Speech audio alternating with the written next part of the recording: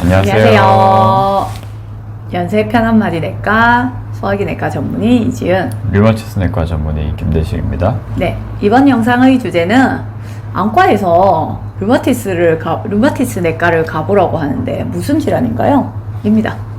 네, 무슨 질환인가요?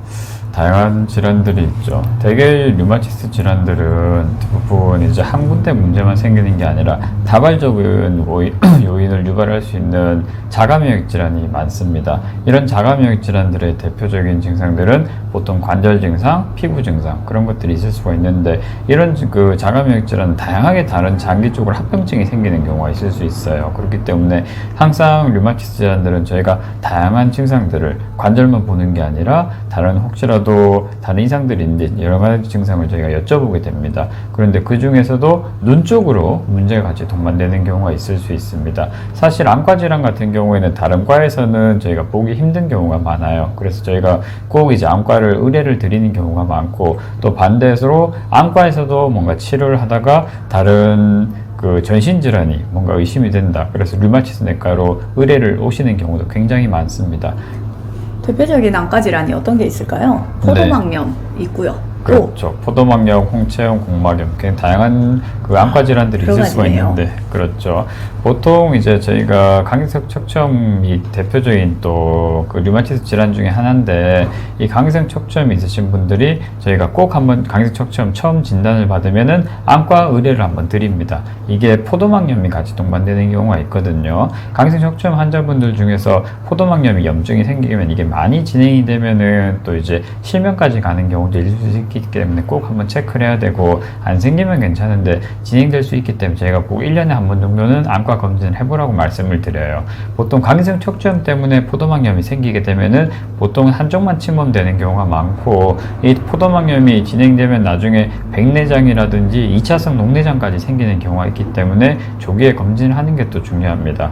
또 대표적인 류마티스 질환 중에 하나인 류마티스 관절염요. 그렇죠. 류마티스 관절염도 관절 증상 말고도 안구 쪽으로도 침범이 되는 경우가 있을 수가 있어요. 그래서 눈에 상공막염이라든지 또 공막염, 아까 말씀드린 포도막염, 그 다음에 궤양성 각막염 같은 경우도 눈에 생길 수 있기 때문에 저희가 주의 있게 치료를 해야 되고, 또 저희가 그 통상적으로 많이 쓰는 류마티스 약 같은 경우에도 눈에 영향을 미치는 경우가 있거든요. 그렇기 때문에 저희가 필요하면은 한 번씩 안과에 저희가 검진에 의뢰를 드리고 합니다. 또 다른 자가면역 질환은 베체트병도 있습니다. 그렇죠. 베체트병 환자분들은 다른 자가면역 질환보다 좀 더 눈에 침범되는 빈도가 좀 더 높아요. 베체트 환자분들 중에서 약 한 60에서 70% 정도는, 그냥 대다수 환자분들은 눈에 염증이 생기는 경우가 꽤 있습니다. 이게 강기성 척추염보다 좀 더 심하게 오는 경우가 있는데, 포도막염이라든지 그 다음에 망막의 혈관염, 그 다음에 공막염, 이런 것들이 심해지면 실명까지 가는 경우가 있을 수가 있고, 역시 이런 염증 때문에 2차적으로 합병증으로 백내장이라든지 녹내장이 생길 수가 있습니다. 보통 이 베체병 환자분들 포도막염은 이제 다른 병보다 좀 더 심하게 그 포도막이 전방이 있고 후방이 있거든요. 이게 전부를 침범하는 범포도막염이 반복되는 경우가 있을 수 있기 때문에 이건 꼭 주의 있게 보셔야 되고, 대개 베체병 증상 중에 가장 흔한 거는 입이 많이 헌다, 눈이 많이 헌다, 그런 증상들인데, 사실 이거는 베체트병을 먼저 류마티스 내과에서 진단받는 경우도 있는데 안과에서 먼저 의뢰를 오시는 분들도 많습니다. 포도막염이 너무 많이 심하니까 이게 한번 류마티스 내과 가보라고 오셔가지고 진단받는 경우도 많거든요.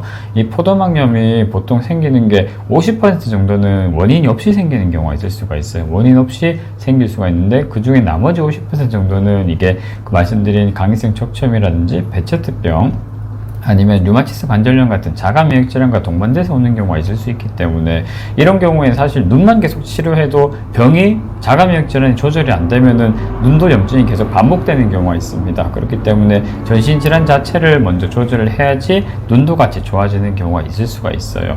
또 다른 자가면역 질환은 뭐가 있을까요? 너무 많습니다. 그렇죠. 쇼그렌 증후군도 눈 쪽으로 염증이 침범할 수 있잖아요. 그런데 그렇죠. 쇼그렌은 조금 다르지 않습니까? 그렇죠. 쇼그렌은 가장 흔한 증상이 결막염이죠. 그렇죠. 눈이 많이 마르고 눈이 많이 마르는 병이죠. 눈이 많이 건조해요. 사실 안구 건조는 누구나 있을 수 있죠. 그 다음에 입안이 건조한 것도 일시적으로 있을 수 있는데, 쇼그렌 환자분들은 이게 병적인 상태로 있는 겁니다. 눈 안구 건조가 많이 심해지니까 눈물 분비량이 떨어지게 되니까 이게 각막에 염증이 생기고 안구의 결막 상피가 파괴가 되면서 각결막염이 건성으로 계속 진행되는 경우가 있을 수가 있어요. 그런 것들이 또 염증이 생기면은 또 그 회복이 좀 어려운 경우도 있기 때문에 주기적으로 관찰을 해야 되고, 사실 쇼그렌으로 인한 건조는 좀 많이 호전이 좀 어려운 경우도 많이 있을 수 있습니다. 또 쇼그렌 증후는 대표적으로는 눈이 많이 마른다, 입이 많이 마른다. 근데 그 외에도 이제 폐가 굳어지는 폐섬유화라든지 관절 증상도 생길 수 있고, 피부 다양하게 문제들이 생길 수가 있죠. 또 그리고 대표적인 다른 자가면역 질환은 이제 그만 물어보면 안 됩니까? 네. 루푸스도 치명할 수 있죠?